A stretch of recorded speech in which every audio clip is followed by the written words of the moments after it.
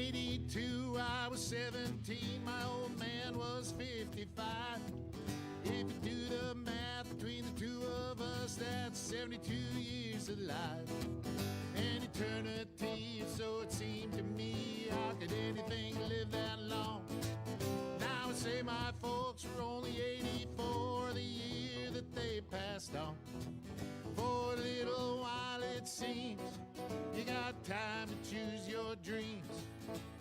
Pretty soon you look around and you see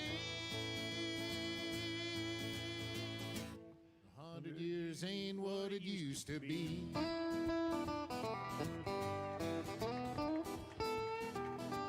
And my grandpa Roy, when he was a boy in 1904, he was taught by men who fought in the actual Civil War. And only 8 decades passed, and my high school class put the tassels on the up. No. Josh Arnold, investment consultant. We're rolling. Oh. Josh Arnold, investment consultant, brings you Garage Logic podcast number 1693, January 13th, 2026. 48 degrees on this day in 1987. Boy, we're not going to be far from that today, are we? And 30 below on this day in 1916. Do yourself a favor in these strange times we live in. Call Josh Arnold at 952-925-5608 for a free 48-minute consultation. Hail the flashlight king. And now, from the mayor's office above the boathouse on the east shore of Spoon Lake, it's Garage Logic with Chris Reavers manning Technology Corner, Kenny Olson from the Krabby Coffee Shop, John Heidt in the newsroom, and of course, the rookie. Here is your flashlight king, fireworks commissioner, and the keeper of common sense, your mayor, Joe Souchere. New word alert. New word alert. Do we have a sounder for that? No, but it's going to reach foghornable stage. Surge. Every single reporter in town is going to start to use the word surge 5 times in a story. Tell me what surge means when used correctly. I've hardly ever used it. A wave. Like a wave. Okay. But it's now being used with ICE enforcement. A surge is underway. So you watch. Mind the old mayor's words. Surge is going to become your new iconic and the rest of these. May I ask a hubris and everything else. As a journalist, which one bothers you more? As if a reporter was to use surge or uptick? It's joining the ranks of uptick. Okay. I would be favorably opposed to both of them. Do you remember favorably opposed? Does that even make sense? He got on. You dug yourself a hole. Yeah. Do you remember the soft drink surge? Oh yeah, surge. He was in favor of being opposed. Yeah, it does make sense. And this just in. Have this ready. God, you were so smooth. I thought you were having a seizure. Wait, is that a break? Are we taking a break? No, it's breaking news. Got it. Seizure, but yeah, I got it. I think he wants to break. Nobody saw me do that, I think he wants to break. No. Are you having a This is from Joe. Joe wrote me this breaking news. The Safari restaurant has announced a grand reopening for the next 2 weeks to feed all the Minneapolis school kids while the schools are closed. See? Hey now. What do we got? Food fraud. Speaking of the what restaurants. What happened to my voice there? Wow. In case you guys discussed this in my absence yesterday, the list of the restaurants that have shut down. Yeah. Wow. It's growing. Well, that'll happen. Who's going to feed all the kids? This just in, and it's real breaking news. Joe Thompson has resigned. Are you kidding? Much to our loss, I would say. No reason has been given, although he has been. Well, let me see if I can parse this out. Oof.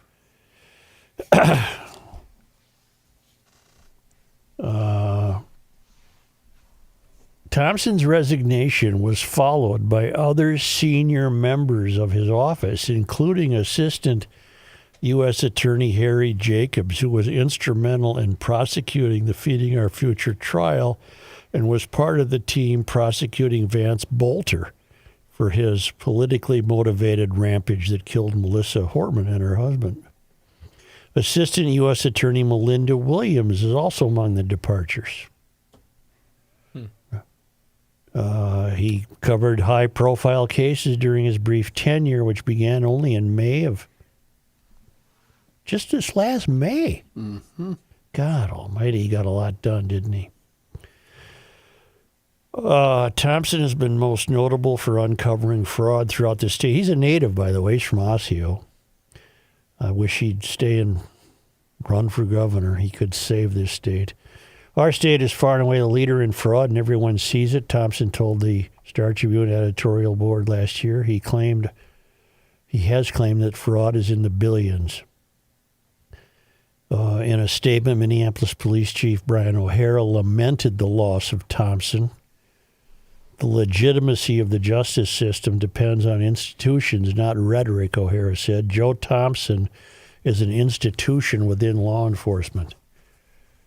O'Hara said the fact that Thompson is leaving at the same time that the federal government is using fraud investigation to justify a what of ICE agents? Surge. Thank you. I told you. It's going to be everywhere. You skipped a couple of words. He said the fact that he is leaving is notable. But yes. That is very, very notable. Yeah. When you lose the leader responsible, when you lose the leader responsible for making the fraud cases, it tells you this immigration enforcement isn't really about prosecuting fraud, O'Hara said. In an internal email, Minnesota's U.S. Attorney Rosen directed staff to say nothing about the FBI investigation into the shooting of Renee Good. Say nothing specifically to law enforcement and media. Only assistant U.S. attorneys designated by him may speak to investigators about the federal probe. The shooting investigation is highly sensitive, Rosen wrote. It has been the subject of continuing inflammatory statements by state and local elected officials. What is your take? I have my take, but I can only take a guess at it. I have no firm. What is your take on the chief's assumptions? The chief's assumptions strike me as he's very sorry to lose Thompson because Thompson validated the work that police do. He took his role seriously. He prosecuted people.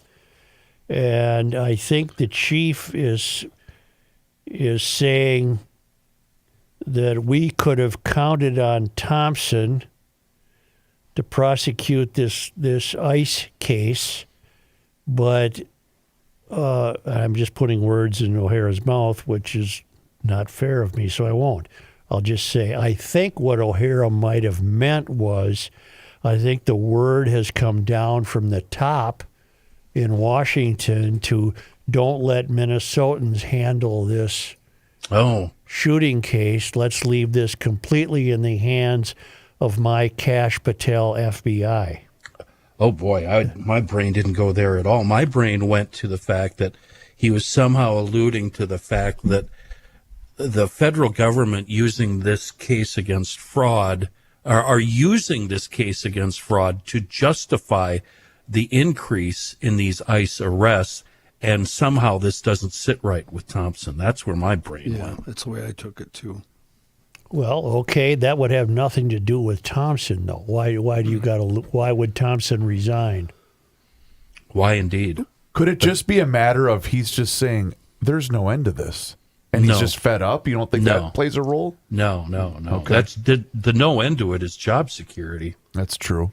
Yeah, that's a good point. Something is under, obviously, his craw and the other people who resigns craw. It's not just, we're all going to resign at once. Or you remember when the federal government found out about all this fraud, they decided to appoint their own investigators. So is that Well, Thompson's a federal appointment. I know, but now there's multiple agencies investigating this, and is that sticking in his craw? Too many cooks in the kitchen? I don't know. The problem with not saying why is we're out here making these wild speculations. He promised me a couple times to come on the show, and I've been unsuccessful in getting him to fulfill that. Maybe now he will. Be fun now, yeah. Mm-hmm. Let's try to put everything in context. You know, we've been sitting here the last few days, few weeks, few months, few years, wondering what happened to the state, because I think no matter where you are in the political spectrum, there's a definite vibe that this state is off balance. It's off its axis. It's not working properly. And I couldn't sleep last night thinking about this, and I think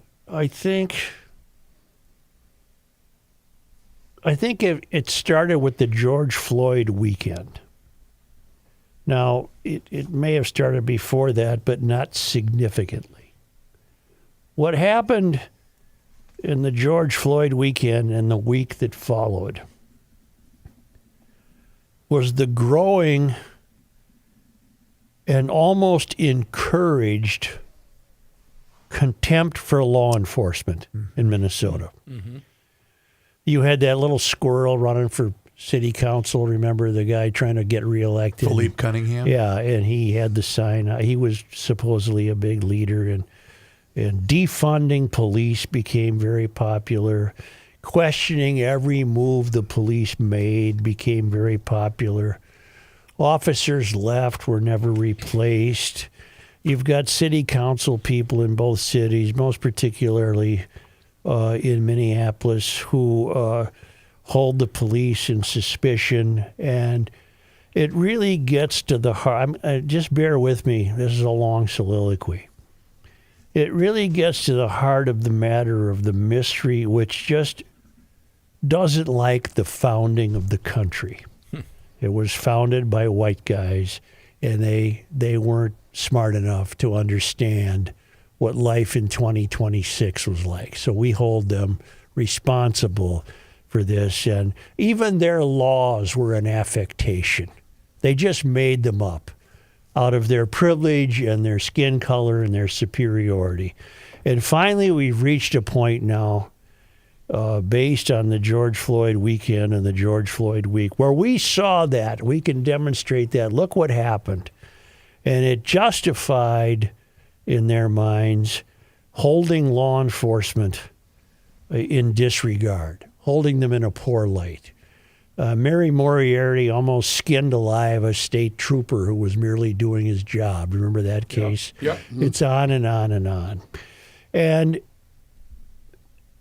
as part of this cultural shift to hold the law as debatable, something we might hold in contempt, something we don't trust, as part of that, along came sanctuary city movement, for example. There is no specific law in Minnesota that declares that Minnesota is a sanctuary state. It's a function of this culture of holding law enforcement in abeyance. There is no law in the books. It was shot down in the legislature. You never could get the votes. But the sentiment is there. And the mayors of both the two largest cities, they've enforced the sentiment by instructing police that they can't question the origin of somebody they arrest. Where are you from? They can't. So this became a really comfortable place for immigrants to come, legal or illegal. This became a very comfortable place because the people running the show in Minnesota were more than welcoming. It was a way they could continue to thumb their nose at conventional America. Mm-hmm. And we don't need your laws. In fact, we intend to disregard the law. We already hold police in contempt. We disregard the law. And so we get this influx of people moving here, and the police aren't even allowed to wonder about them. So, and you have a Hennepin County attorney who very seldom would prosecute the kind of people who should be prosecuted. And now the years go by, and then the fraud fits into this. The fraud has been committed by a certain group of people who happen to be people of color, and the same people who are bringing you a disregard for the conventions and traditions of America are going to look the other way on the fraud. It helps reinforce their belief that we should all have equity, and even if it's stolen from the taxpayers of Minnesota, we're going to look the other way. And so now you got the likes of Joe Thompson comes to town, and he's fighting this wall of belief that we look the other way on this fraud, and he's chipping away at it, and he's chipping away at it, and he's making inroads, he's making headway. The fraud is undeniable. It exists. He was prosecuting people. But the overall vibe of the culture in Minnesota, at least in the metro, I'm sure this isn't true in outstate Minnesota, but I bet you can pick up pieces of it in the larger cities like Duluth, Rochester, the Twin Cities. The overall vibe is that we don't like law enforcement. We don't like authority. We don't like authority. Witness the mayor of Duluth tried to abandon the word chief out of her destroyed, failed academy belief that chief was somehow derogatory. We have a culture in Minnesota that has slid into disrepair by virtue of this abandoning any respect whatsoever for law enforcement. So now we come to ICE. ICE is in Minnesota. It should become more easy to understand why they're ridiculed, why you have people running around with whistles and yelling at them and throwing snowballs at them, because it's an outgrowth of this culture that's been permitted to exist in this state, because we've been led by adult children who led the movement to hold law enforcement in such low regard, such low opinion. So it shouldn't really be any wonder that people are out on the corner, because, my God, they're attacking my brothers and sisters who are here from Ecuador or Mexico, and these people are the same as us, and they have every right in the world to be here. We don't care if it's legal or not, because we've already been told in Minnesota we have a culture we don't really regard legality. We don't believe in authority, and we don't believe in this kind of system. So therefore, to me, it's no surprise the street corners are full of people ridiculing ICE. Where am I going with this? I don't know where I'm going. And you know with what this. that stems from? I'm taking a pause in my own.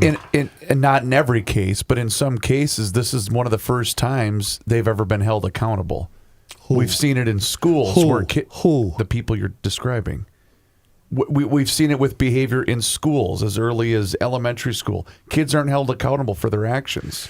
And if I'm wrong about the good shooting, then I'm wrong. But another way to look at it, given this context of the culture that's developed in Minnesota, people are shocked that she was shot. They're shocked. I personally still don't believe that she was going to use her car to mow down cops. Maybe she was. I don't know. But what the people gathered on street corners in front of the Whipple building and standing outside Target stores, what they believe is you had no right to inflict justice here. We don't believe in it. We don't believe in authority. We don't believe in law. We believe that that's all an affectation created by flawed founders of the country. We have wholeheartedly embraced the idea that you don't belong here.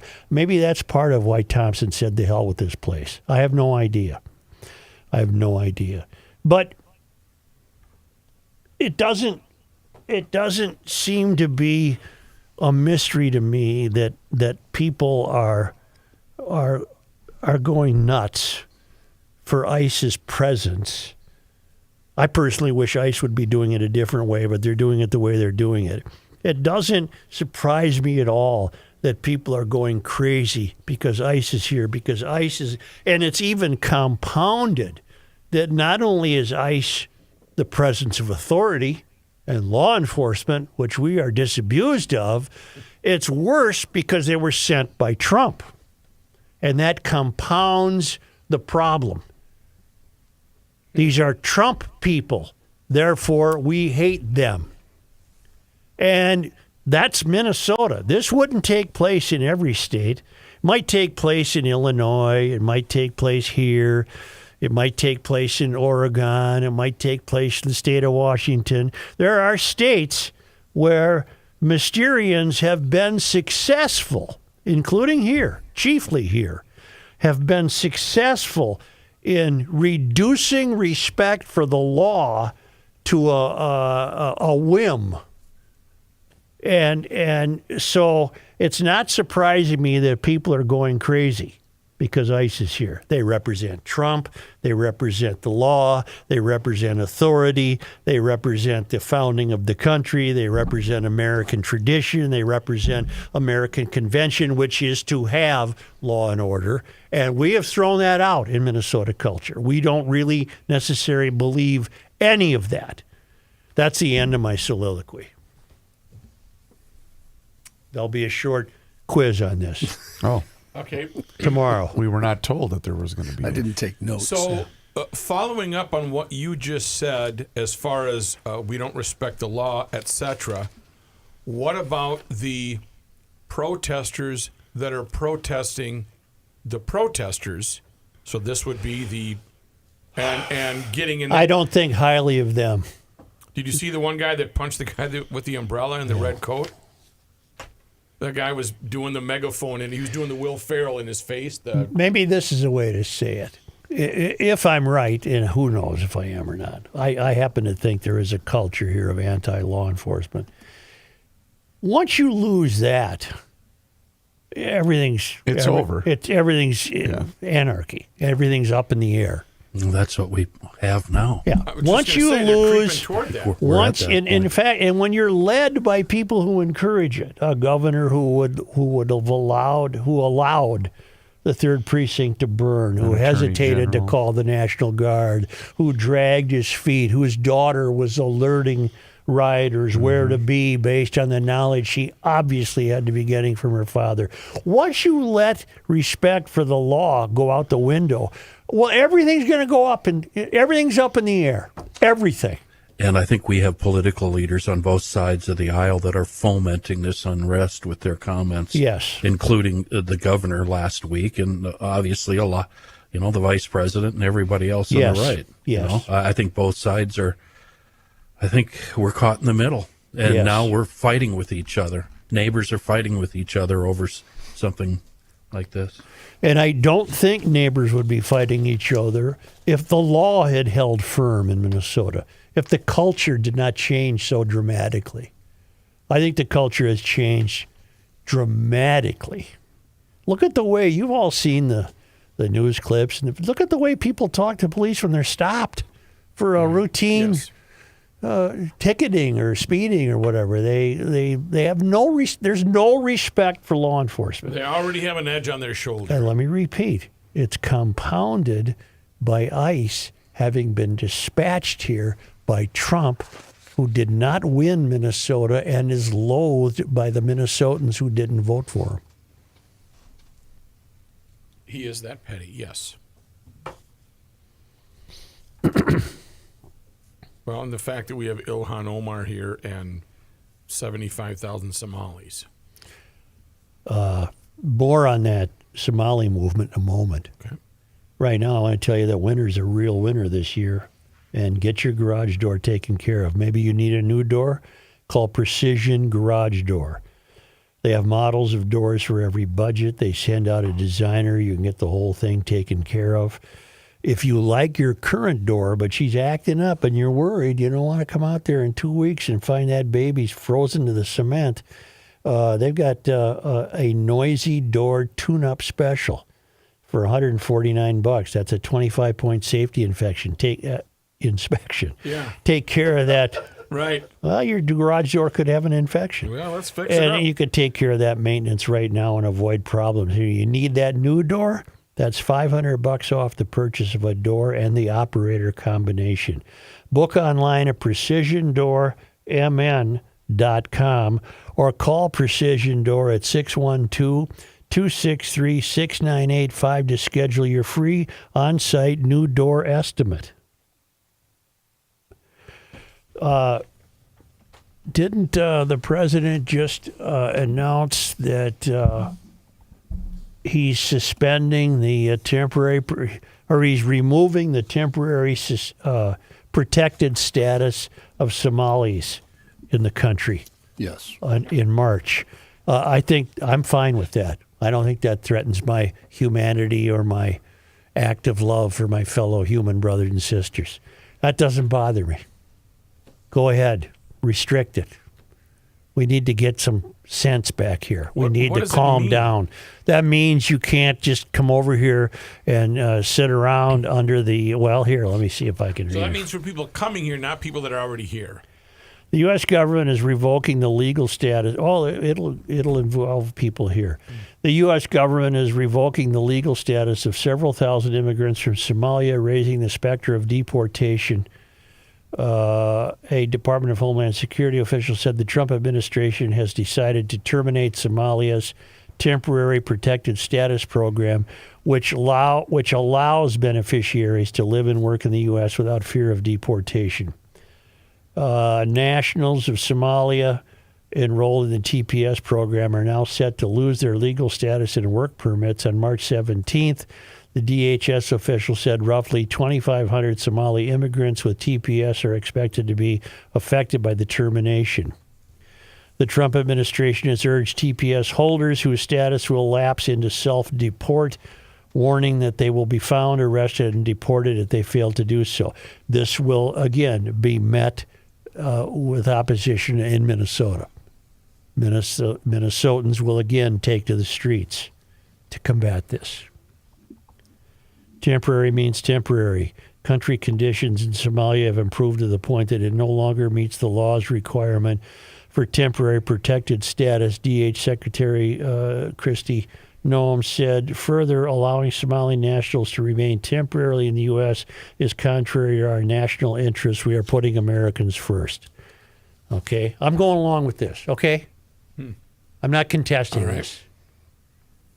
It will be seriously contested here. This will result in more protesting, whistleblowing, snowball throwing, and, God forbid, shooting.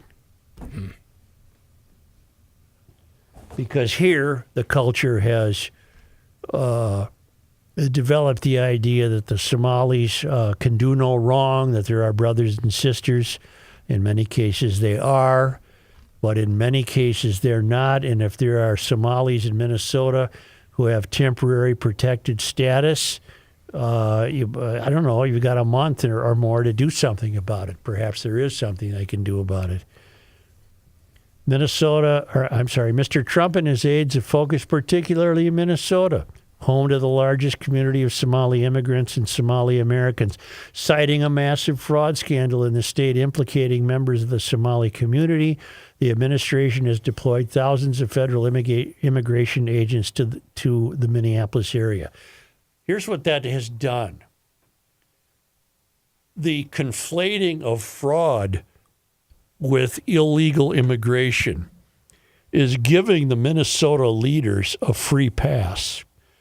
They are going to get away with continuing to oppose the law because they're riding on the coattails of the ICE protests, which have nothing to do with billions and billions of dollars having been stolen from us.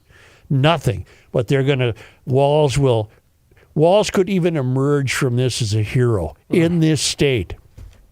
Good Lord. Because he will use this, and Fry will use this, and unfortunately, how are we saying that? Kali, I'm sorry, Kali, who was at the press conference yesterday when it was announced that we're suing the feds. They can use this, and fraud will become forgotten. Mark my words. The fraud will fall to which is another reason that Thompson might have left. He can see fraud falling to the back burner. We saw this coming down Highway 61 last week with the Walz press conferences. Mm-hmm. So you have two distinct matters here: illegal immigration and fraud. But in Minnesota, the powers that be will mix this together into a real violent stew, and the fraud will get pushed aside. If Thompson's leaving, who's going to prosecute fraud? Is Rosen going to appoint someone else to prosecute fraud? Mary Moriarty sure as hell won't. Right. Who's going to now prosecute fraud? Keith? Keith Ellison has done more hard work in the last 48 hours to sue the government than he's done in 8 years pursuing fraud. Seriously. He's not done a damn thing on behalf of the people of Minnesota, but now we're going to sue the feds. And I don't know if they'll be successful or not. What you just said about Ellison should be a screaming headline in all of the newspapers. Nothing more true has been said. Seriously. He hasn't done a damn thing about fraud. And look at his relationship over the last 8 years. How long has he been in office? Since he's been in office, look at his relationship with those fraudsters and what happened. They contributed to his campaign. Bingo. Yeah, he held meetings with them. Bingo. But Trump's ICE people are in town. That gives Keith quite a soapbox to stand on. Because Walz and Keith and Fry and her and before her, Melvin Carter, Trump was their target, their easy target. And now it's reached the point where they can use it to watch fraud go into the background as they continue to criticize the behavior of ICE in town.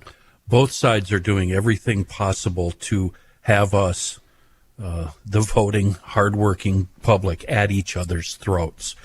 Trump has doubled down with the ICE agents coming to town, even though this makes him and the Republicans look really, really bad. That's right. And instead of coming up with something a little more gentle, more gentle optics, he's doubled down and he's made it worse. And now both sides, there's, like Chris said, there's protesters and then there's counter protesters. And it's just one big nasty ball of hate. It's exhausting. And it's benefiting Mysterians. It's benefiting the Walz crowd. Yeah. They're playing this to their benefit. You're right. I believe President Trump has lost all crossover voters. You know what? I would say all the Republicans have lost all crossover voters in this state. Trump has committed the sin he always commits. He has overcorrected. And now he's going to really overcorrect by sending 2,500 more ICE agents here.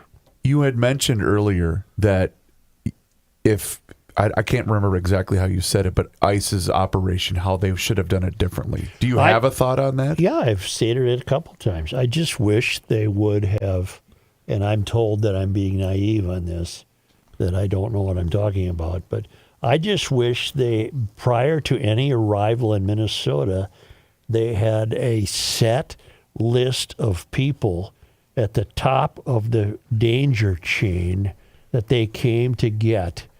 And they were going to, whether you like it or not, they weren't going to hassle your house cleaner, the chef, the gardener, the school janitor. If those people happen to be here illegally, that's not why we're here.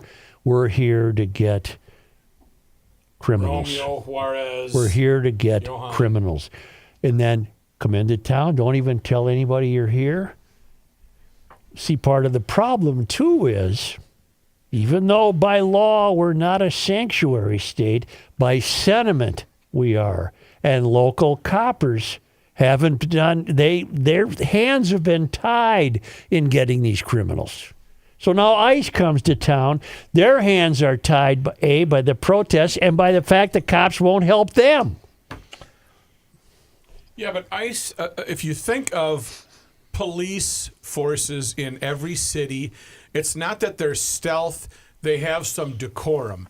ICE has come in with a blitzkrieg going, we're ICE pounding our chests, we're going to kick your ass. And Well, that is... And I know what all the thousands of people that tune into GL every day just to hate listen and yell and scream at us. We don't want these criminals here either. They had free reign coming over the border. It was almost a red carpet situation in the southern border during the Biden administration. Particularly in this state. And we don't want these criminals here. And yes, we want them gone. I think our big problem is we're seeing how the sausage is made, and we don't like it. We have a governmental culture in Minnesota that will do everything it can to prevent them being gone. Yeah, and But do you agree with the way ICE came in? Beating their chests and not stealth? Or Aren't you almost answering your own question, though? I think he is. Because when it's not being done at the state and the local level, what other option is there? Right. I just would have done it differently. You can't wine and dine them, Matthew. These are criminals, and they're going after them. And they're meeting resistance, so they're defending themselves. But the view of the public, which has developed over the last 10 years, a culture of not liking law enforcement, the view of the public is that these are evil Trump invaders. they're not. They're guys that work here, right? I mean, some of them are imported in, but aren't there a significant amount that are localized? And I hate to make this prediction, but there'll be more deaths. If this continues, Don't say that. well, how could it be otherwise? Well, I don't want it to be. I mean, I can't. You're probably right. In the eyes of the state, you have evil Trump enforcers in town, and you've got a state encouraging resistance to them. Where are you? Once you let your culture become free of the conventions and traditions of law, you got nothing. You are totally up in the air. We still stop at red lights, but not even all the time. Oh. Certainly not during a blizzard. I blow all those red lights. Those are stoptional. Going right through. Stoptional. It is stoptional, isn't it? Totally. Yeah. Especially since we don't plow the streets. Now, where does that leave GL? That's a question for you, not us. GL is still a place of convention, tradition, law enforcement, obeying the law. So where does that leave us? I guess that leaves us still living that way. The five of us, it leaves us as neighbors that still talk to each other and still get along, and we don't let politics get in the way. Obviously, I disagree with you quite a bit, and that doesn't mean I respect you any less or like you any less or wish bad things upon you. I think we represent a lifestyle that used to be and that still might exist in the outskirts where it does not exist in the metro. Yeah. Where you see a guy in the ditch, you pull over to help him out. You see somebody that needs, that kind of old school GL neighborly. The harm done to Minnesota culture by Walz and his trifecta cannot be overstated. It just cannot be overstated. Well, I think I'm going to take a little time out here. I'd like to hear from Kenny What Olson. you need to do, Such, is, I hate to put it this way, but you need self-care. You need to give yourself a gift, a favor. The granola eaters call it self-care. Give yourself a good cup of coffee at a reasonable price, and do that by hooking up with customroasting.net. Everybody already knows my story. Longtime French roast aficionado. One sip of the French roast from customroasting.net, and boy, I found out my old brand was very bitter. That's why I want you to give them a try. You don't have to order the French roast. Jump over to customroasting.net. Click on that Garage Logic tab, and you're going to find our starter package. It includes 4 10-ounce bags. Now, each one of these is different, starting at mild, going all the way up to the strongest. The Minnesota Morning Blend, that's, for me, that's a weekend blend. Then we have the Boundary Waters, Columbia Excelsior, a little darker, a little more stout. And then, of course, the best French roast you're ever going to have. You might find it a life changer, and you might end up hooked. I know I am. And while you're at that website, hop around. I mean, you can find the history of the company. You find out how they roast the beans. That's really interesting, the roaster they use. And if you're part of a charitable organization that does fundraisers, click on that fundraiser tab and check into the custom roasting fundraising package. They've got it all set up for you, really easy. We're talking fresh hand-roasted coffee delivered right to your door, whole beans or ground, a good cup of coffee, a reasonable price, customroasting.net.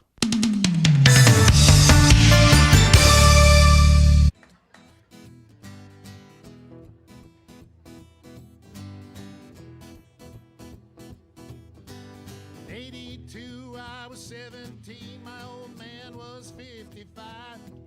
If you do the math between the two of us, that's 72 years alive. An eternity, so it seemed to me. How could anything live that long? Now I say my folks were only 84 the year that they passed on. For a little while it seems you got time to choose your dreams. Pretty soon you look around and you see 100 years ain't what it used to be.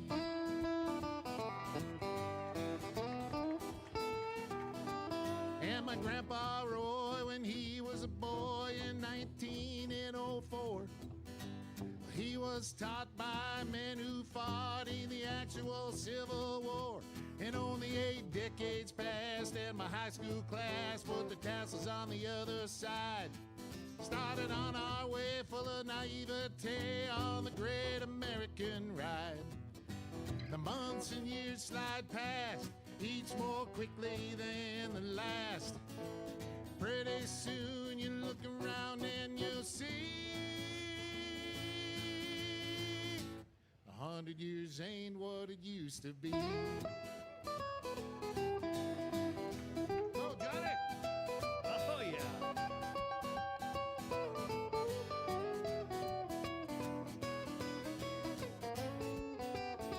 Oh, yeah, Johnny Heidt.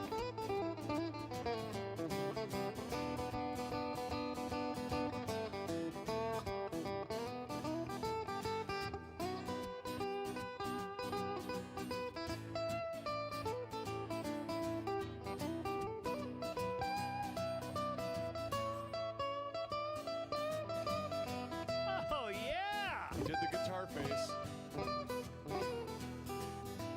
Ibuprofen's under buy again in my online shopping cart. Every week I learn of something else I should be doing for my heart.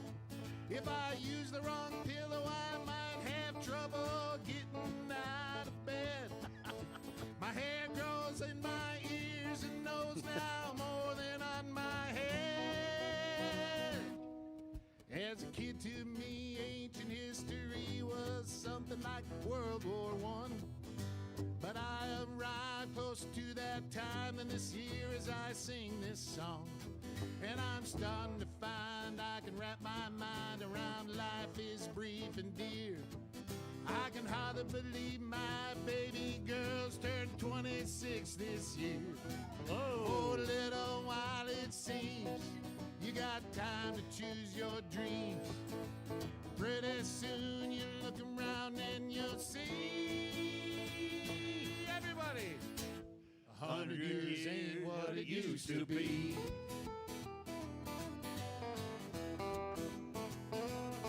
Before you know it, you're 63, making plans for Medicare A and B.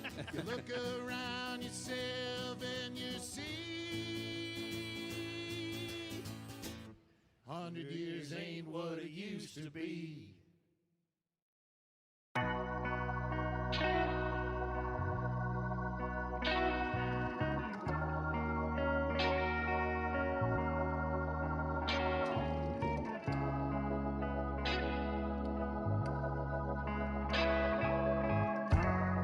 Let's go. Peace. Yeah, the earlier the better for me. Here's a man who spends hours in hardware stores, sifting through the nuts and bolts of life. Joe Souchere. What do you got, Reeves? Hofferman Water and Connecticut here for you. I was telling you last week I finally had to add some salt after a couple of months, but that's the beauty of your system from Hofferman Water and Connecticut. Cutting down on your salt usage, but it's also going to give you the best quality water known to man. They have done that for me. They will do that with you. You know what? Check them out online today at HoffermanWater.com. As long as you're on that website, book your appointment for that free water analysis, and then you can see every single different water treatment system that they have to offer, whether it's the water softener, the iron, rust, and odor filtration system, or if you just want to go with the drinking water system. They're the absolute best. We use it every single day, and you know what? It will work for you. But like I said, book that appointment online at HoffermanWater.com, or you can also call them directly at 612-895-2440. Get on that schedule. They'll come out and give you that free water analysis, and then they will give you this thing that's called a water score. And then based upon that water score, they will give you recommendations on how they can upgrade the quality of the water inside your home. 612-895-2440, or visit HoffermanWater.com. And that's because Hofferman Water has been proudly serving the state of Minnesota for over 50 years. Please do me a favor and mention that you heard about them on the Garage Logic podcast. I've never had to deal with that whole salt thing. What do you mean? I don't know. If Do you not have a water softener? No. Well, never not in the never city. had one. Then that would explain it. Oh. I didn't have had to one in have the one. city. I went through zero salt. Well, we don't need one. Yeah. As far as I know. I don't you know don't. why. You don't. I don't know anything. I just don't have any salt. You We get to the use ours suburbs too. out, you need it. Yeah, we use it to remove impurities. Our water is poison out here. Well, St. Paul, doesn't have much going for it, but it's got good water. And it's cheap. Yeah. I love the feeling of after you put salt into it and the water feels soft.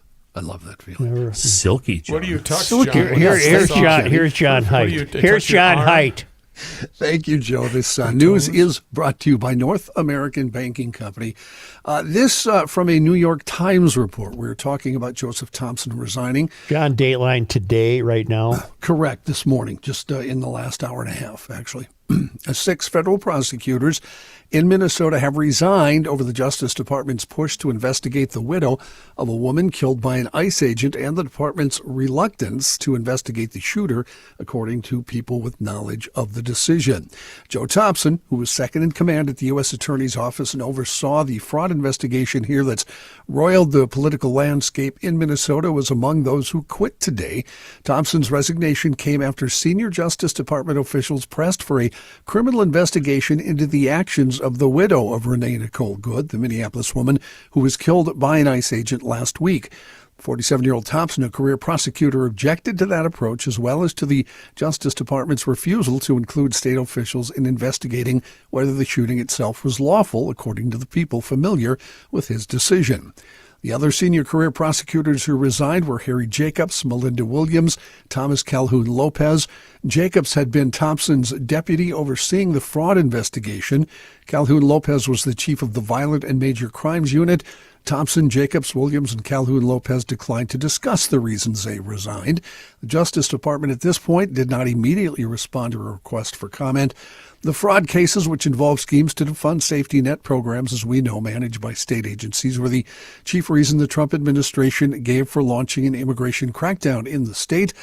The resignations followed days at the U.S. Attorney's Office in Minnesota as prosecutors struggled to manage the outrage over Good's killing, which set off protests in Minnesota and across the nation. After Good was shot, the Justice Department had decided to forego a civil rights investigation that would establish whether the ICE officer's use of deadly force was justified. That decision led several career prosecutors at the department's Civil Rights Division in Washington to resign in protest. Instead, the Justice Department launched an investigation to examine ties between Good and her wife Becca and several groups that have been monitoring and protesting the conduct of immigration agents in recent weeks. Shortly after Wednesday's fatal shooting, Kristi Noem, the Secretary of Homeland Security, had referred to Good as a domestic terrorist. So that tells me that Thompson is displaying some character here, and he's saying two things. One, what the hell does the widow have to do with this? That's what I was wondering. Why in God's name do you want her investigated? And two, why are you cutting us out of it? It happened right in our front yard. We saw it.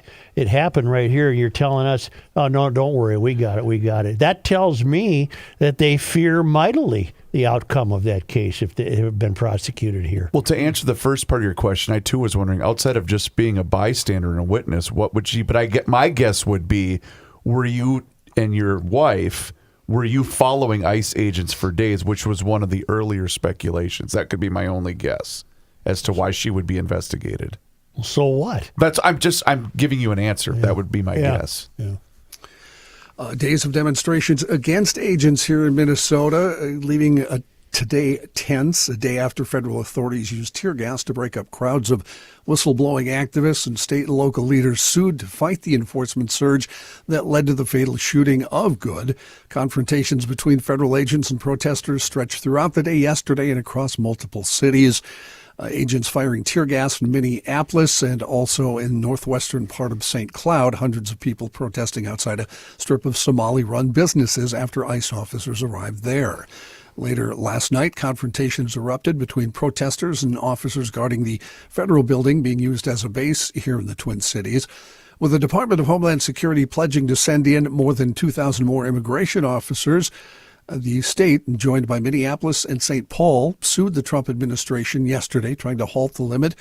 The suit filed says the Department of Homeland Security is violating the First Amendment and other constitutional protections. It accuses the Republican Trump administration of violating free speech rights by focusing on a progressive state that favors Democrats and welcomes immigrants. The government also faces a new lawsuit over the similar immigration crackdown in Illinois. Meanwhile, this morning on Facebook, former Minnesota Governor Arne Carlson weighed in on that lawsuit, saying he read it, his wife read it, it's highly professional and extensive. He said, amidst the chaos and unleashing of hate, we're a nation of laws. We respect law and understand that it provides the stability and orderliness necessary for a democracy to succeed. He continued, unfortunately, what is being frequently missed today is that law also applies to government, including its leaders and enforcers. He went after Vice President J.D. Vance last week, Vance saying that ICE agents have absolute protection from state charges. Carlson writing, how could any public official demonstrate such an appalling amount of ignorance? He did not even mention any qualifiers or conditions. No, it was blanket permission to ICE agents to do whatever they want, and that's precisely what they're doing. He closed the Facebook post by saying, now close your eyes and envision Germany in 1937 and witness the Gestapo prowling the streets looking for Jews and political dissidents.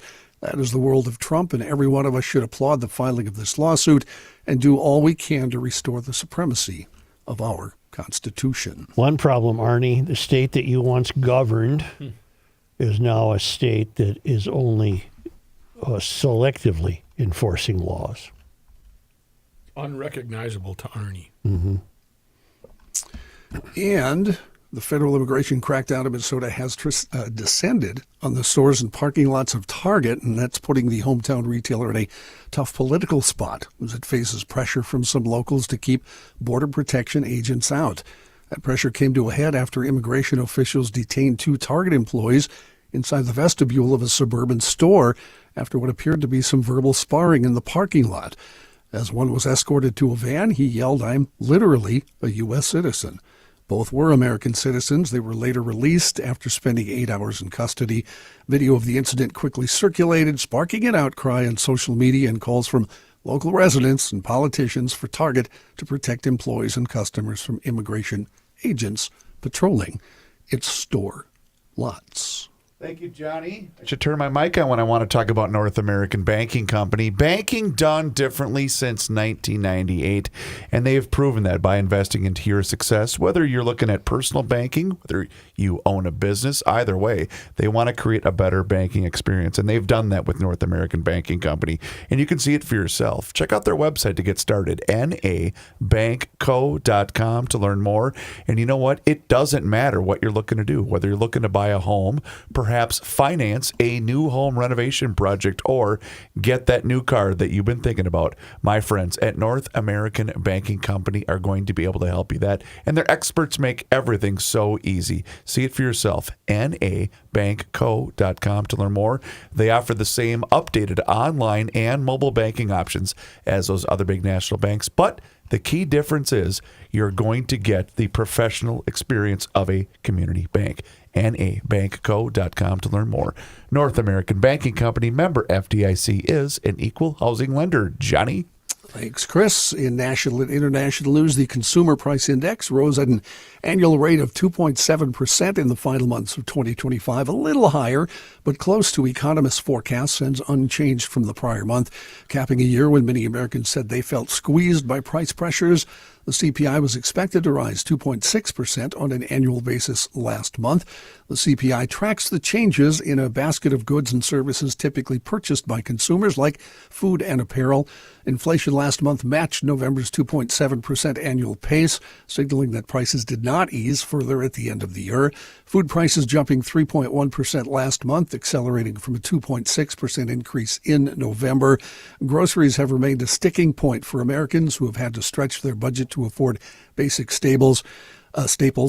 Ground beef prices jumped 15.5% compared with the year earlier. Coffee was up almost 20%, and bananas rose 5.9%. One food staple that did see a cut, eggs, which fell 20.9% from a year ago. For the eggs, I'm assuming that was. I just hard-boiled 6 of them last night. Attaboy. Feels so much better when they're cheaper like that. Chris, do you have the time and temp, please? Yeah, Meanwhile, I get the time and the temp. I left the other 6 to be normal. What was the process? We don't need to know that. We need the news. Meanwhile, former reserve chairs and top economists issued a statement yesterday condemning that federal probe we told you about yesterday into Fed Chair Jerome Powell as a threat to the central bank's independence. The Justice Department launched a criminal investigation into whether Powell misled Congress about the scope of roughly $2.5 billion worth of renovations of the Fed's headquarters. Powell characterized the allegation as a pressure campaign by President Trump to push the central bank to lower interest rates. The president has criticized the Fed for not lowering rates faster, and last month floated suing Powell over the renovation. Trump denied any prior knowledge of the probe into the Fed and Powell. President Trump warned yesterday the U.S. could face chaos if the Supreme Court strikes down his tariff authority, claiming it would be a complete mess for the government to repay the billions collected under his trade measures. Trump wrote on social media that issuing refunds could be nearly impossible, saying the amounts involved would be so large it could take years to determine who, when, and where to pay.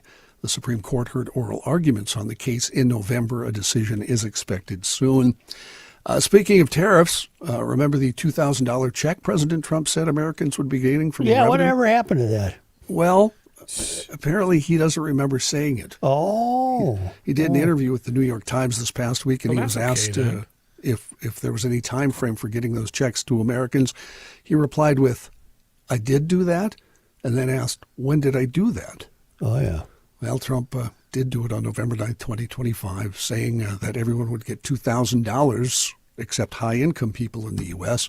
The claims about the extent of revenue, trillions number that he used, trillions of dollars, were not correct. Tariff revenue for last year stood at about $195 billion. That's a 150% increase over duties collected the previous year, but about 91% less than the trillions he claimed the levies have generated.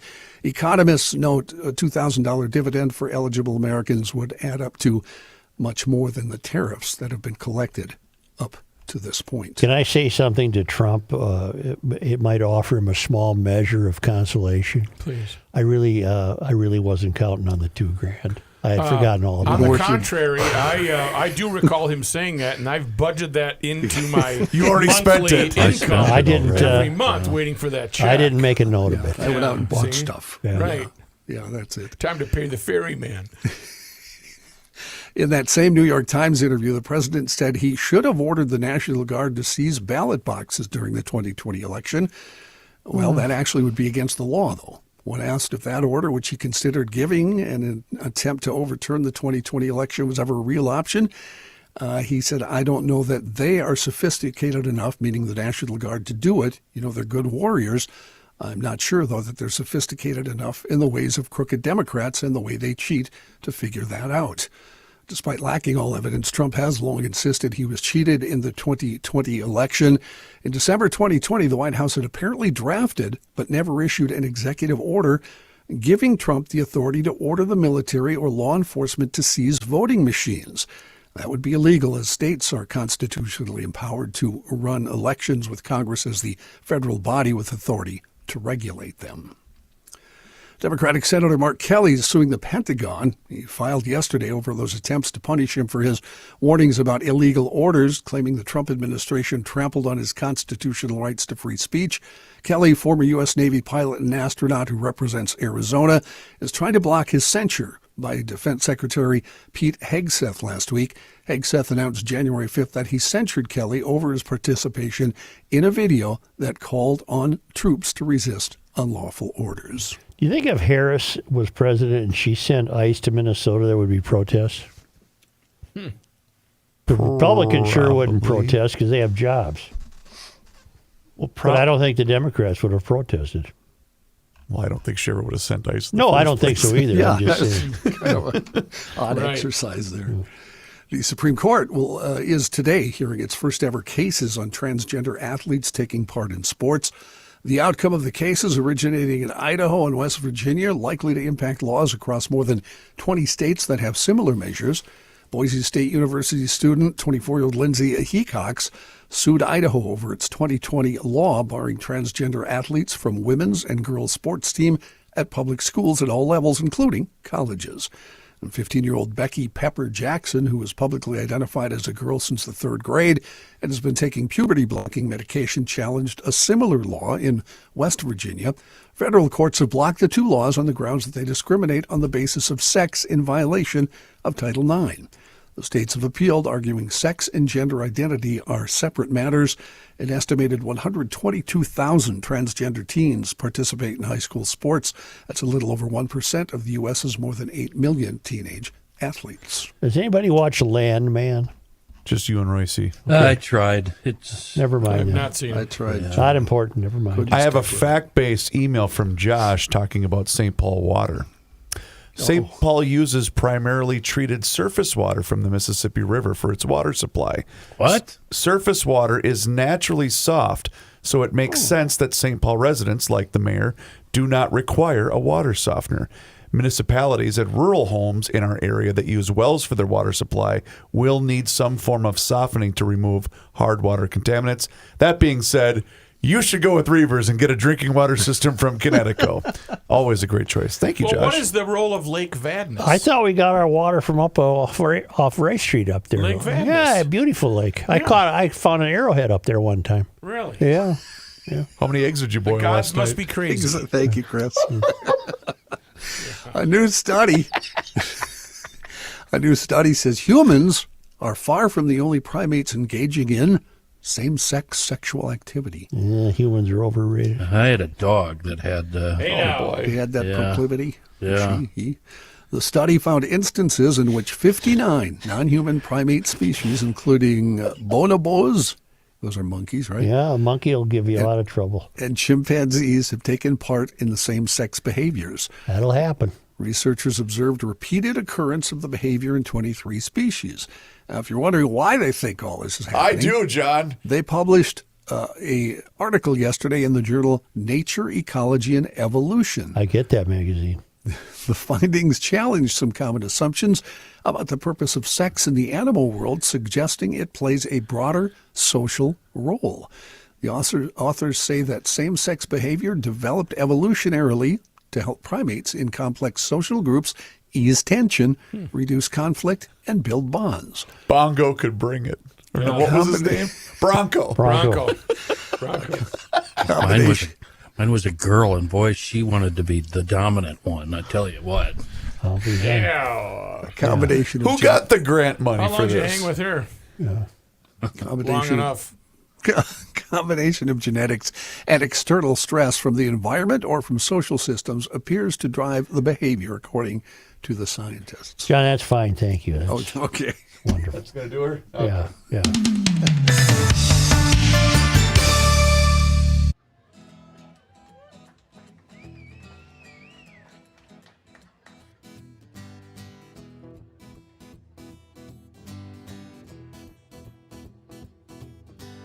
'82, I was 17, my old man was 55. If you do the math between the two of us, that's 72 years of life. An eternity, so it seemed to me. How could anything live that long?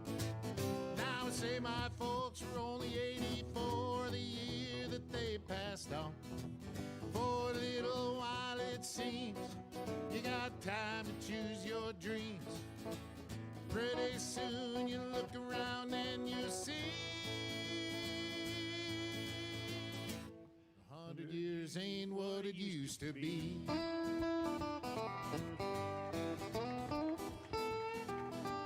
And my grandpa Roy, when he was a boy in 1904, he was taught by men who fought in the actual Civil War. And only 8 decades passed, and my high school class put the tassels on the other side. Started on our way full of naivete. Giving them Come inside on, no. It's the end of the world as we know it, and he feels fine. Joe Souchere.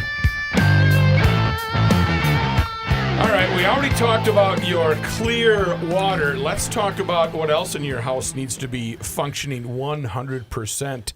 And that's your heating unit or your air conditioning unit, which you're not using right now, but you will be in the spring. So get a head start. Get on their schedule at Welter Heating, online at welterheating.com. 120 years experience, 4 generations serving the Twin Cities metropolitan area, and still family run. Rick is at the helm right now, but the entire Welter family is there. Rick? Rick, yeah. Rick Welter, yeah, he's the man. He the man right now. And if you want to give him a buzz and talk to him about Garage Logic or other things, 612-825-6867. You can also lay down that you already know that he's got certified techs that will work 24/7 for you. If hopefully you won't need it. Hopefully you're smart enough that if your heating unit is making noises, you're going to get in touch with them immediately because it's going to get cold at the end of the week here. We're dipping to single digits, so do not roll the dice with your heating unit and get that AC unit all prepped. And how about the air purifier system, Joe? Yeah. You want a clean air in St. Paul, I will right? hope so, yes, All sir. right, Welter Heating can help with that, Joe. Call 612-825-6867 or go online to welterheating.com and tell them the Rook sent you. Yeah. You recall yesterday we had the astonishing news that somebody unidentified has paid $15 million for a Superman comic book, the first edition, came out in about 1937. And the Mink writes, the Superman comic story makes me think of something I do. I like to ask people, given unlimited resources, what popular culture widget would you like to own? What prompted this was when Paul Newman's Rolex was sold for whatever number, and I said to a friend that if I had that sum, I would like to own Newman's watch. $15 million for a comic book would not be a thing for me, nor would it be for me. But I came up with something. Now, I can't say I don't think I'd spend $15 million. How about glasses that fit? Is that free? Glasses that fit on your face regular before I can proceed with the show? Okay, they were a little crooked. Okay, yes, thank you for fixing Does anybody have anything? If money was not your object and you had some cultural widget that you could own and buy But again, I think money's always an object. I think anyone who spends $15 million on a comic book should be in a home somewhere. That's too much. Well, it's more of an investment. That's too much money. Well, Is it? right? I can't believe it could be worth much more than that as the years go by, because you're memorabilia. running out of people who know who Superman is. And Dorothy's shoes are out because that dude wrecked That's the it, mom yeah. guy Stole wrecked them. those. Okay. So, anyone, I know what John Heidt would say. Well, I know a couple things I'd love. Johnny's Sure. would be guitar related. Yeah. Yeah, one would be I'd love, because Strats are my favorite guitars with the best sound, of 54 Strat, just because it's a 54. 1954. So it would, but see, I think the game, John, is it would have to be culturally identified. You see, you want a 54 owned by somebody. Oh, You'd want a, who owned one. I don't know. I mean, I'm sure plenty of guitarists I know have owned them, but I know of. My stuff is you can't purchase. I want to own the Gettysburg Address. Oh, You can't. You can't. Not for sale.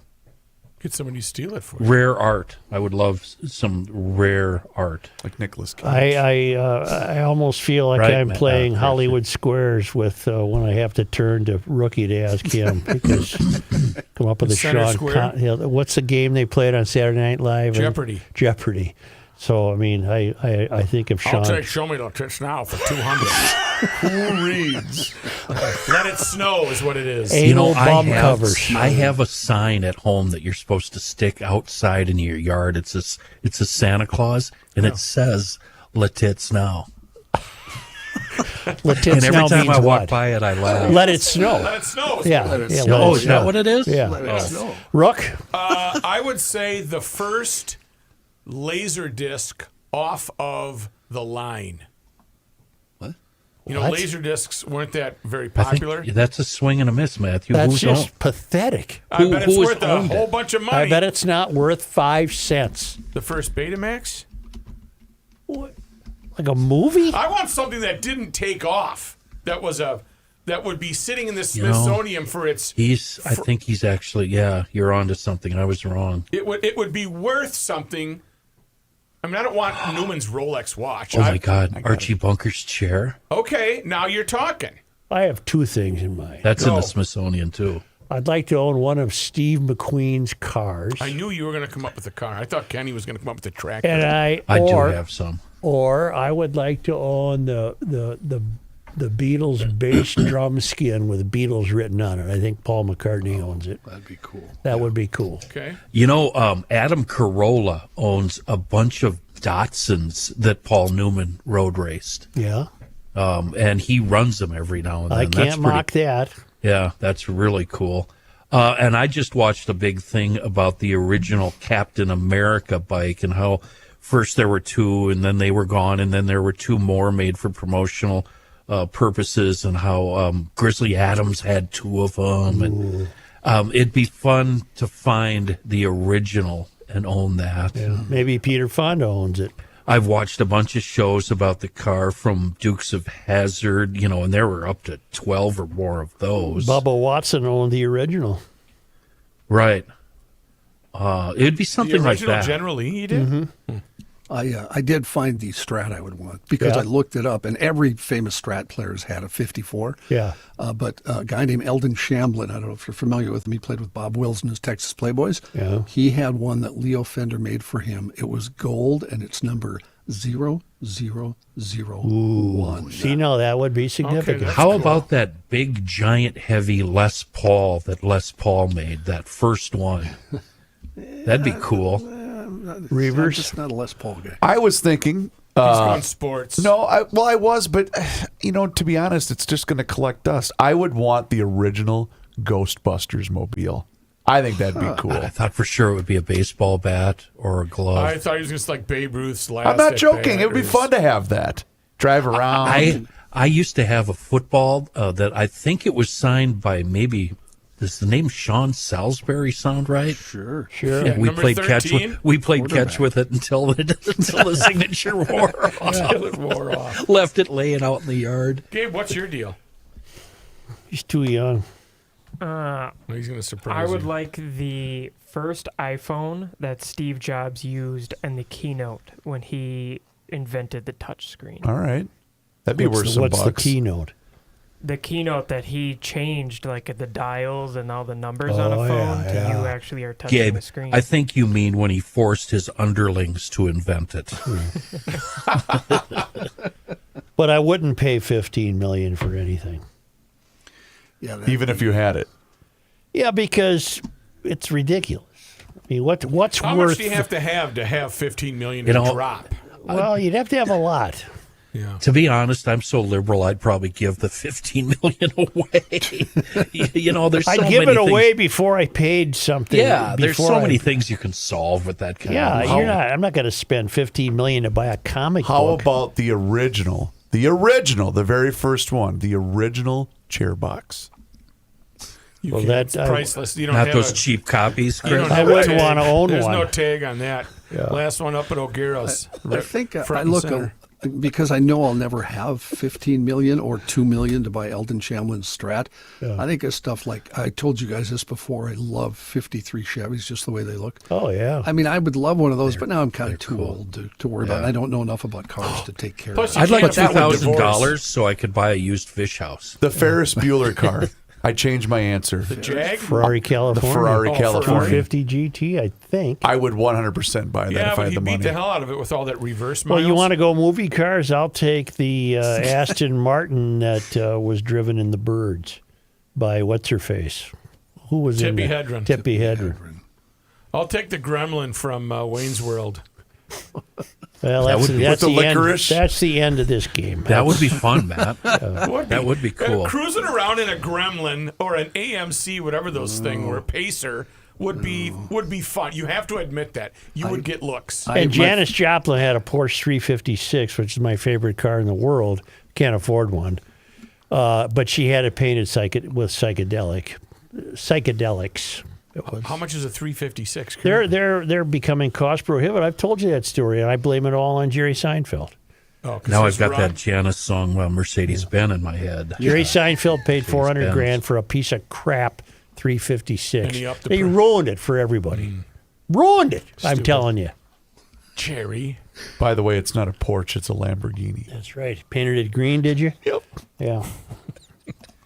Well, That was a fun game. I just How wanted to talk about what if something you- that wasn't. What's your favorite Yeah, food? what do you like? Do you have... No, you know, the guy paid $15 million for a comic book.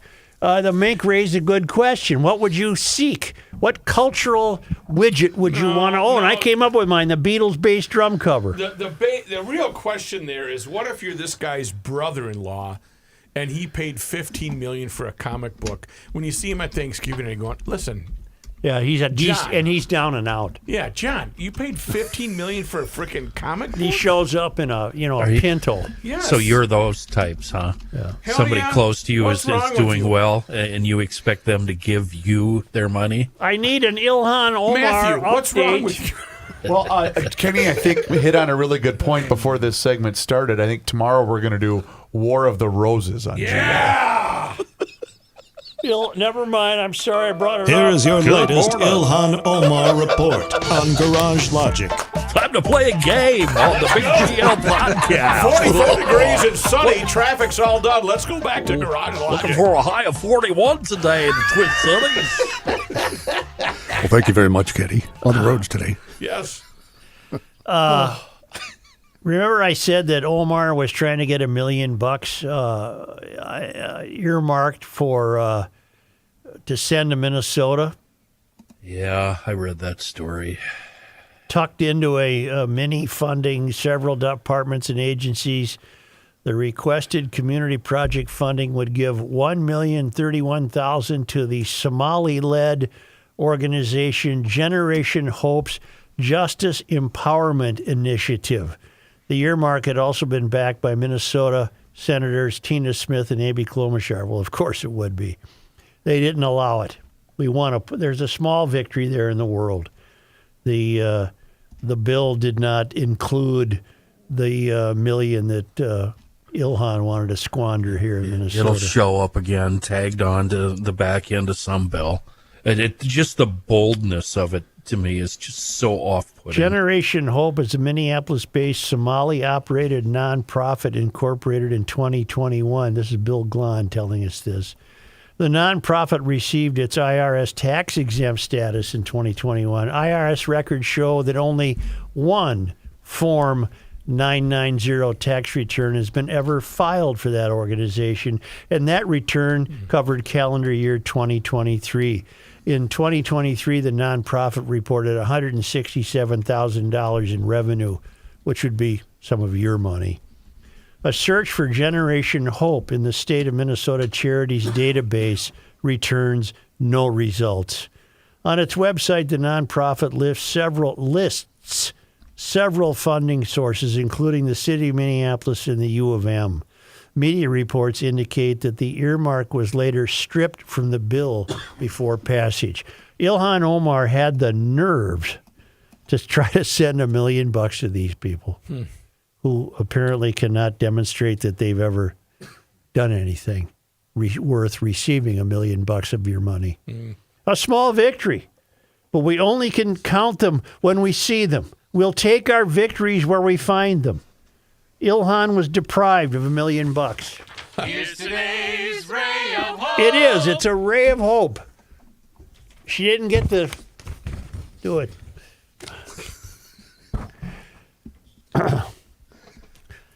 Only because. Joe, may I interrupt you for just a moment? I wish you would. The Beatles drumhead. Yeah. There's two originals that have been sold recently. Oh. One was from the Ed Sullivan Show. Okay, I'd take that one. The late Jim Irsay bought that in 2015 for $2.125 million. Ooh. So that's in his collection. Who knows what the family's going to do with his stuff? He died, last year? Yeah.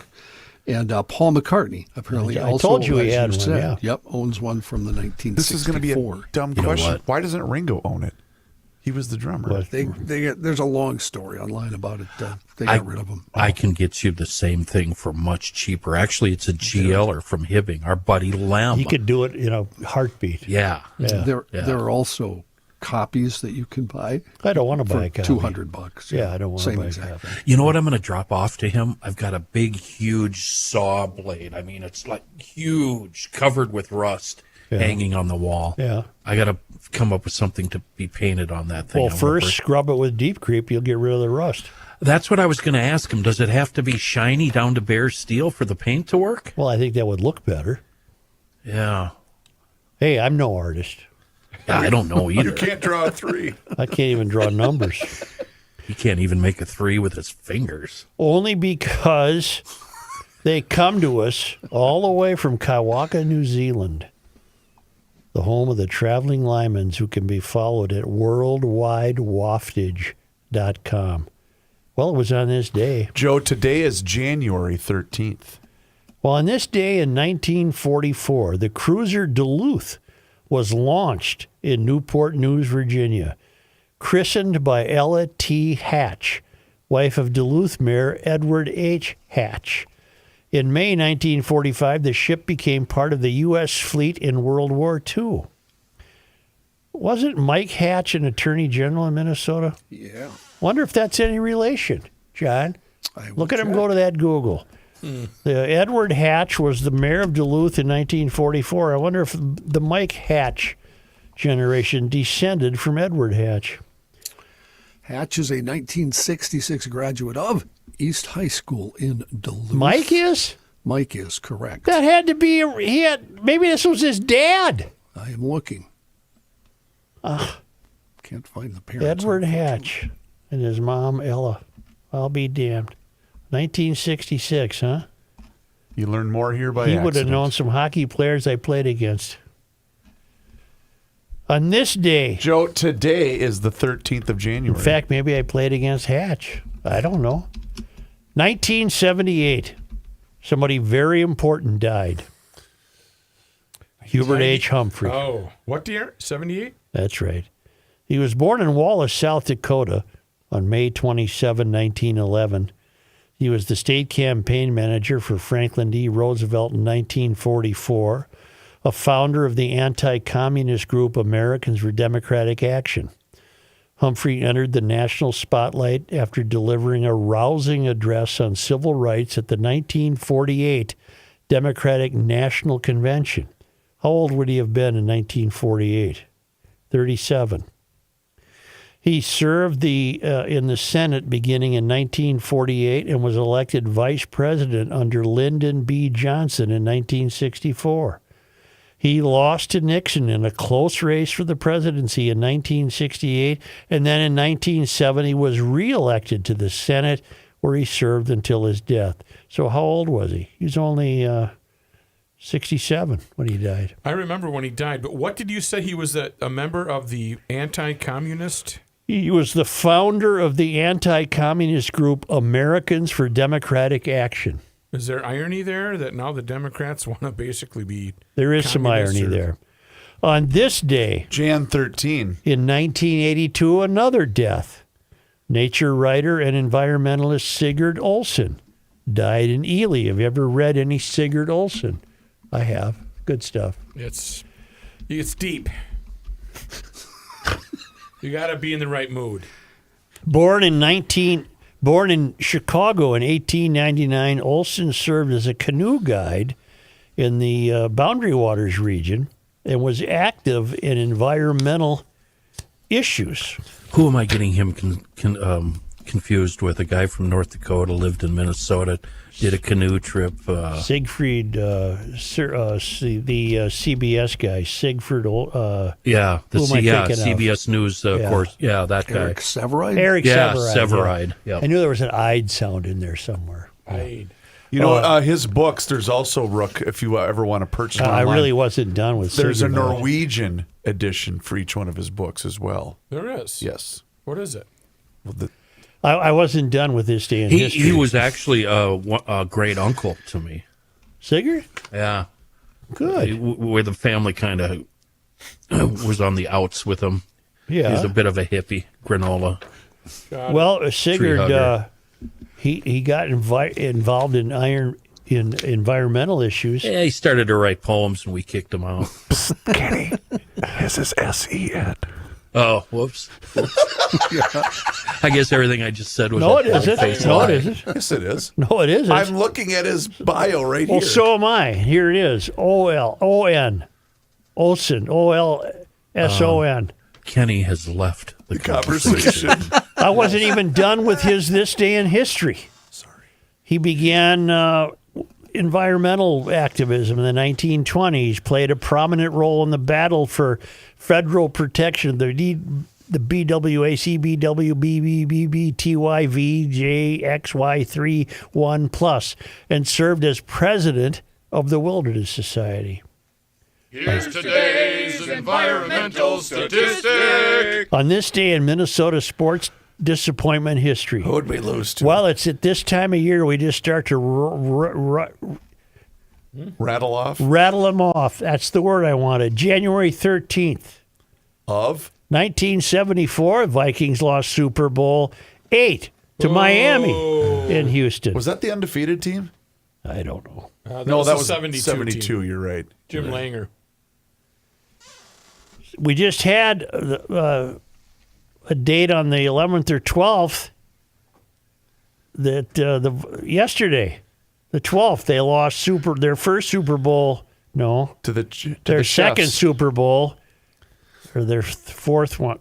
They lost to Pittsburgh in New Orleans. On this day, Joe, today is January 13th. 2005, straight cash homie. That's all it states, but it was Randy Moss about giving a $10,000 fine for the fake moon to Packer fans. That's right. Yep. Straight cash, homie. Hey, speaking of the Dolphins, very quickly, did you see who might get the job? I didn't. Don Shula's grandson, Chris. Yeah, really? Yeah, that's interesting. I think that's kind of cool. Who's going to get the job in Pittsburgh? I don't know. Because he's gone. Think so? I think so. Right. Tomlin? I think so. Not unless he wants to. All right. I kind of like him. I hope he doesn't get canned. What about LaFleur? I think he'll stay in Green Bay. Yeah, he won't get canned. Yeah. Well, thank you, GLers. Football talk there. Yeah.